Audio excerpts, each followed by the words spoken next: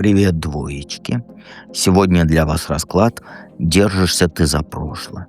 Э, Чем тебе это выгодно, как это все проработать.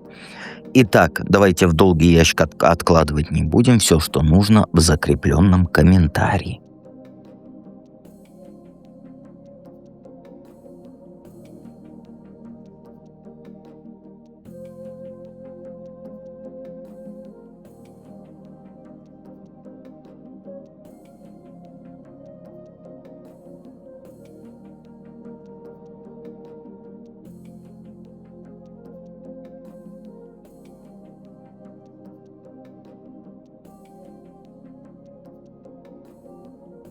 Итак, двоечки.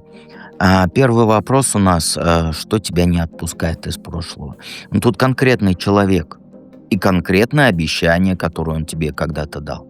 Иерофант — это про того, кто тебя учил, как жить надо, кто казался тебе мудрым, правильным, тот, на которого ты опереться могла. А вот рыцарь кубков — это романтик. Тот, кто обещал тебе любовь, заботу, вместе будущее.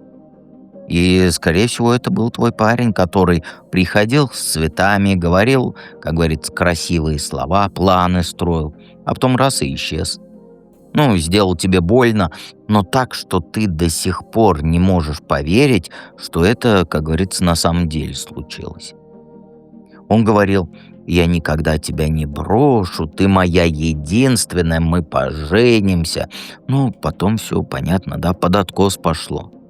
Или еще хуже, он тебя вот не бросал открыто, а просто стал холоднее и отдаляться начал. Но при этом он продолжал время от времени давать тебе надежду. Там ночью позвонит, смс-ку отправит, появлялся после долгого вот этого исчезновения.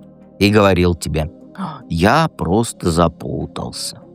И вот эта надежда, она была как вот крючок для рыбы, да, я имею в виду на рыбалке.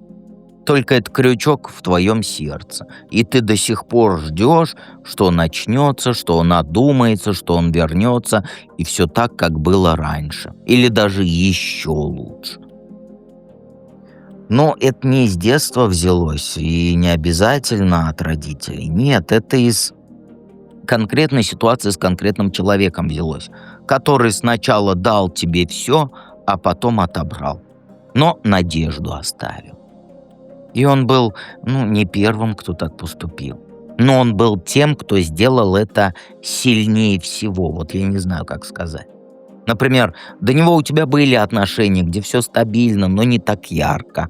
А он пришел, показал, как может быть хорошо, а потом забрал все это.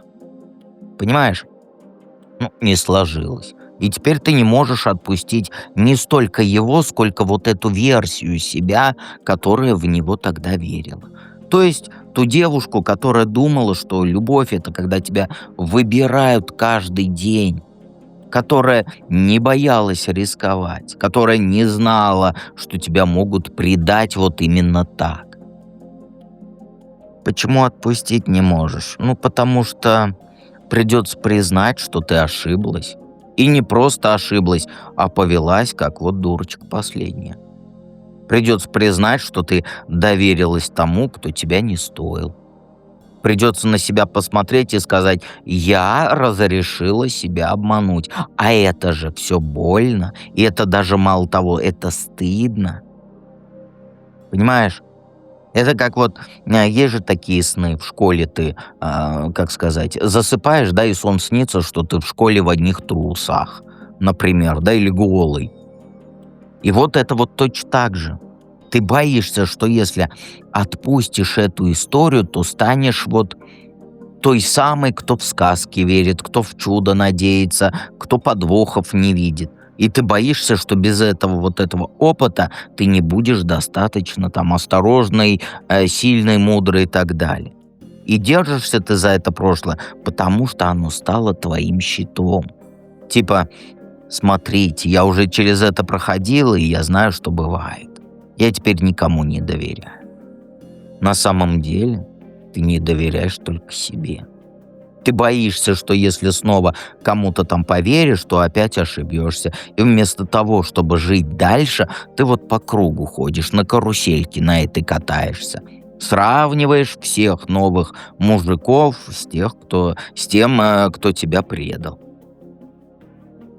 Ведет это, ну, что ты начинаешь выбирать не тех. Потому что если ты все время думаешь о том, кто предал, то ты подсознательно ищешь тех, кто похож на него, чтобы самой себе доказать, что ты уже не та наивная девочка, да, что ты теперь умнее.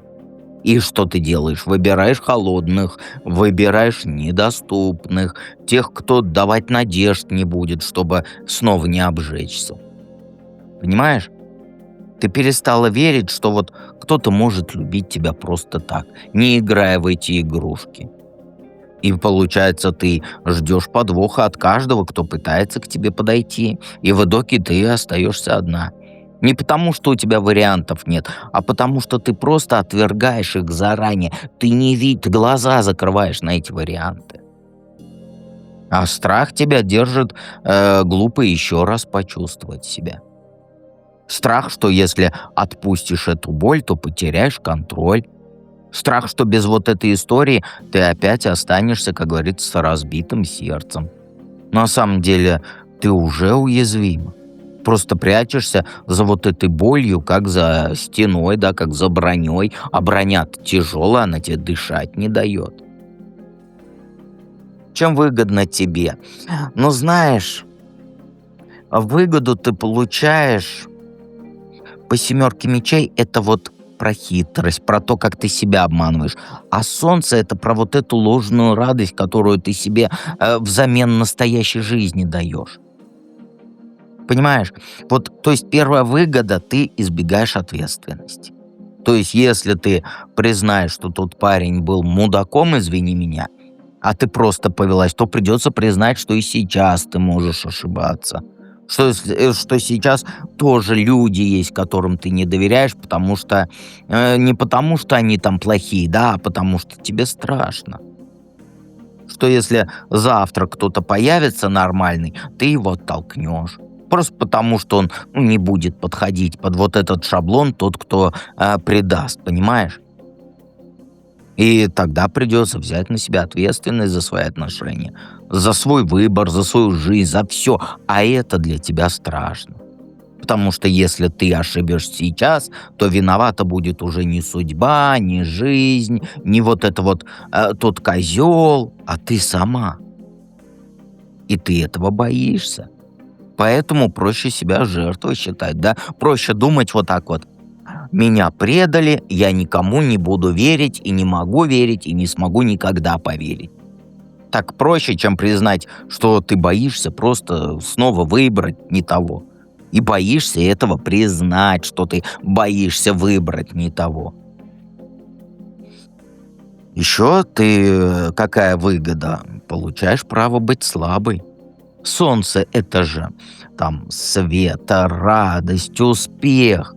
Но если ты до сих пор носишь в себе эту историю, ты как будто себе говоришь, что я не могу счастливой быть, потому что меня ранили. А это же что? Это оправдание. Если ты несчастна, то не потому, что жизнь плохая, а потому, что у тебя причина есть. И эта причина — история вот с этим мудаком, извини меня за выражение. Вот эта история дает тебе право ныть, жаловаться, отказываться от попыток там отношения построить. Типа, я же уже пробовала, да, у меня не получилось, вот что теперь дед делать-то, а? Это как твой щит. Если вот кто-то скажет, давай попробуем еще раз, да, ты ответишь, ты не понимаешь, меня же предали. И тебе сочувствуют, тебя жалеют, подруги и так далее. Тебе не надо ничего менять.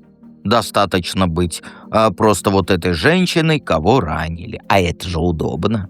Это снимает с тебя груз вот этой необходимости действовать, потому что ты же раненая. Еще выгода, ты контролируешь вот эти все ожидания. Если ты до сих пор думаешь о том предательстве, то ты же не даешь себе надеяться на новое. А если не надеешься, то разочаруешься. Точнее, не разочаруешься, да? Это вот курить бросал, да? Проще сказать же, я все равно сорвусь, все равно покурю. Я же все равно не выдержу, да? Так же проще, да, чем признать, что ты боишься даже попробовать. Вот и в отношениях то же самое. Проще считать, что все мужики козлы. Все мужики мудаки, все изменяют, все там тираны. Чем рискнуть и узнать, что это не так. Проще же, так? Что мужики все козлы. Ты боишься, что если снова поверишь кому-то, то опять, как говорится, получишь леща. Поэтому лучше заранее настроиться на плохое. И вот эта история с бывшим, да, это твой аргумент. Типа, вот видишь, я же говорила, ничего же хорошего в жизни не бывает. И вот она, вот эта история, она оправдывает твою закрытость. Близости избегаешь. По семерке мечей это еще о том, что ты прячешься. Ты не даешь людям к себе приблизиться, потому что если ты с кем-то близка, он может настоящую тебя увидеть. А это страшно. Страшно, вот представь, что кто-то узнает, что ты до сих пор думаешь о том бывшем, да? Или узнает, что ты плакала по ночам из-за него. Или узнает, что ты до сих пор ждешь, что он вернется. А это же стыдно признать. Это знаешь, как вот девочки все просят расклады на самопознание, а сами смотрят только на любовь. Это вот, знаешь, это вот этот извиняюсь, извиняюсь. Это вот этот самообман и есть. Потому что стыдно сказать, что хочется любви. Понимаешь? Хотя хочется любви, про любовь, про будущих мужиков. Поэтому проще держать людей на расстоянии, да? Проще быть сильной, независимой, холодной на виду. А вот эту историю ты используешь как оправдание. Я не холодная, я просто боюсь. На самом деле ты боишься же не боли. Нет. Ты боишься, что если кого-то подпустишь близко, да, он увидит, какая ты на самом деле, и ему это не понравится. Еще внимание ты этим удерживаешь, только не свое, а окружающих. Люди видят, ей плохо, подходят к тебе там, что случилось, как ты, уси-пуси, троллялюськи. И ты сейчас триггеришь на то, что я говорю, и говоришь, нет, это не так, нет, это так.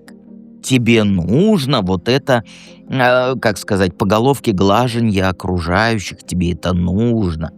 Потому что без вот этой херовой истории ты становишься просто очередной женщиной. Просто вот как все. А с этой историей ты та, у кого драматичная история, про кого можно вот спросить, там, а помнишь, как он тебя бросил? Это как фильтр. Те, кто не готов слушать твои травмы, они отпадают, а те, кто остаются, они вот эту проверку проходят. Но проблема в том, что ты застреваешь в роли жертвы. И вместо того, чтобы строить там новые отношения, новых подруг нормальных, ты просто возвращаешься к старым. И подруги, которые тебя жалеют. И получаешь ты вот в итоге контроль, там, оправдание слабости своей, ничего не деланье, да, и защиту от близости и внимания получаешь. Но платишь-то ты за это своей жизнью. Ты же не живешь, ты существуешь в ожидании того, кто никогда не вернется. Ты не строишь новые истории, ты старую пережевываешь, вот как будто ты жвачку нашла, которой 10 лет, и ты жуешь ее, а новые вон возьми. То есть ты не рискуешь, ты прячешься. Как проработать? А те, кто проживание арканов, шут, маг, императриц. И дьявол немножко. По картам, ну, знаешь, Королева мечей — это ты, когда ты берешь себя в руки и перестаешь себе врать. А восьмерка мечей — это вот та ловушка, в которой ты сидишь, самообман. Но выход-то есть, просто ты его не видишь, потому что глазки у тебя завязаны. Перестань искать оправдание. Это первое, что нужно сделать. Потому что ты уже не та девчонка, которой тот парнишка врал, вот эти вот лапшу вешал. Красивые слова говори. Ты взрослая женщина, которая знает, что любовь — это не обещание, это действие. Но ты же продолжаешь оправдывать свое вот это состояние прошлым. Я не могу его забыть, потому что он был первым, он был такой лапочка. Отпустить не могу, потому что он предал меня тогда-то вот. Сними розовые очки, перестань романтизировать его вот это. Он не герой трагедии, он же обычный мужик, который сделал тебе больно и этот ушел. И ты не потеряла какую-то великую любовь. Ты просто имела дело с человеком, который оказался не тем, кем оказался. И это нормально, это часть жизни. Но это же не повод, чтобы в прошлом застревать.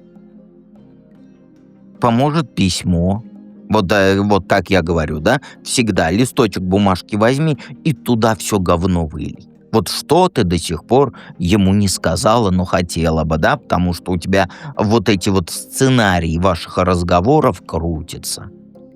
И выскажи на листок все, вот напиши там все упреки, всю боль, все вот это, почему ты вот это, вот это. Просто не сдерживайся, прям с матом пиши. Жестко будет, зло нужно, обидно. Вот это все пиши. А потом это письмо сожги. Ну или порви. Но сделай так, чтобы эти слова ушли из тебя. Поэтому нужно чем больше мата, тем лучше. Потому что ты это сейчас носишь в себе. И они просто отравляют твое настоящее, понимаешь? Вот ты думаешь такая, если я ему в лицо скажу все, то мне станет легче. Нет, не станет. Легче станет, когда ты перестанешь это говно в себе носить. Когда признаешь, что ты, что он вообще не заслуживает даже твоих разговоров, твоих слов, ни твоего внимания вообще никак. Когда ты поймешь, что он уже получил от тебя достаточно для себя, да, твое время получил, твои силы, твою любовь, я думаю, что хватит. Но ты же что сделаешь? Делаешь точнее. Ты от него ждешь извинений, объяснений. Ты мне скажешь: дед, нет, это не так. Нет, говорю, это так. Восьмерка мечей — это про то, как ты вот сама себя своими мыслями заковываешь, ограничиваешь. Ты типа думаешь, если бы он изменился, извинился, передумал, то я бы, как говорится, отпустила, простила и так далее. Если бы он мне объяснил, почему так поступил, я бы перестала злиться. Но это врушка, не врушка, это вранье. Понимаешь? Это ловушка. Потому что он никогда этого не сделает. Никогда он это не сделает. И даже если сделает, это ничего не изменит. Вот просто представь, что завтра он напишет, да, прости, я был дураком. Вот что ты почувствуешь? Облегчение? Нет. Ты злость почувствуешь, потому что он лишил тебя стольких лет. Обиду почувствуешь, потому что он не сделал этого раньше. Ты просто поймешь, что его слова они ничего не стоят, поэтому прекрати ждать его слова. Ничего не стоит, просто сейчас заранее это пойми. Прекрати надеяться на то, что он когда-нибудь даст тебе вот это вот закрытие. Ты сама себе даешь закрытие своим решением отпустить эту ситуацию. Понимаешь? И людей новых перестань с ним сравнивать. Потому что королева мечей это же про мозги, да, это ясность ума. Так используй ее. Каждый раз, когда думаешь, а вдруг вот этот новый тоже так поступит. Вот остановись и себя спроси. А я вообще уверена, что этот человек на него похож? Ты же судишь людей по одному единственному мудаку, по одному единственному примеру. Но это как вот, знаешь, вот как я делаю, я тоже это прорабатывал, я собак боюсь. Понимаешь? И по одной собаке, которая меня когда-то укусила за ногу и так далее, я сужу всех собак по одной вот этой злой дворняжке. Вот и ты тоже. Ты же не перестаешь общаться с людьми из-за того, что один тебя предал, правильно? Так почему ты перестала всем мужикам доверять? Начни различия замечать. У этого бывшего свой характер, свои привычки, свои слова. У нового тоже свои привычки, свои слова, свой характер. Он не обязан быть похожим на твоего бывшего. И он не обязан повторять его ошибки. Понимаешь? И еще одна проблема у тебя тут есть. Ты ищешь в новых отношениях типа лекарства от прошлого. Потому что та любовь огромная, да, ну у тебя в голове она огромная, она вот прошла, а ты в других людях ищешь вот это, да, но ты не можешь, потому что так, вот у меня круче той любви никогда не будет. Сейчас ты как человек, вот у которого зуб болит, да, вместо того, чтобы к врачу пойти, он там мороженое жрет. И надеется, что мороженое боль захреначит. Извини меня за выражение. То есть боль пройдет сама. Ну так же не работает. Ты прошлое не вылечишь, начав вот новые отношения, понимаешь? Ты только перенесешь свои проблемы в новые отношения. Поэтому сначала с собой разберись. Научись быть одной, а не ищи в каждом мужике лекарства от прошлой любви. Научись быть счастливой без отношений, а только потом кого-то рядом ищи. Не потому, что тебе страшно одной, да, а потому что ты действительно хочешь делить жизнь с кем-то. Сейчас у тебя, знаешь, два варианта. Или ты об него хочешь лечиться, потому что надо, да, или этот на бывшего похож. И вот у тебя или колесо, говорю, качели, как называется, забыл. Карусель. Или у тебя карусель из однотипных мужиков, которые тебя бросают. Или у тебя карусель, где как сказать, кого ты лечишься, кого ты не любишь, а кого ты унижаешь. Ну, кого ты унижаешь. Вот у тебя два варианта, нет других. Потому что у тебя все мужики на одно лицо. Или ты их как сказать, не уважаешь, или они тебя не уважают. Вот все. У тебя нет такого, где вдвоем друг друга любят. Нет, у тебя или ты не уважаешь, или он тебя не уважает. Потому что у тебя только две карусели. И на какой из них кататься, ты вот только вот эти две карусельки выбираешь. Понимаешь? Ты не обязана отпускать там ради него его. То есть, ты знаешь, ты обязана отпустить вот этого бывшего. Не ради нового мужика, а ради себя. Не ради того, чтобы он там был счастлив без тебя, хотя, уверяю, он уже счастлив, да, потому что ему у него нормально, это ты тут паришься только. А вот ради того, чтобы ты была счастлива без него. Чтобы ты перестала звонка его ждать. Не надо мне лапшу вешать, потому что я вот прям чувствую от тебя вот этот негатив. Я не жду от него звонка, сообщений не жду. Ну, кого ты обманываешь? Себя только, меня ты не обманешь. Даже у него есть соцсети, если ты проверяешь. Вот перестань сравнивать с этим бывшим других. Понимаешь? Начни жить вот прям здесь и сейчас, вот после расклада.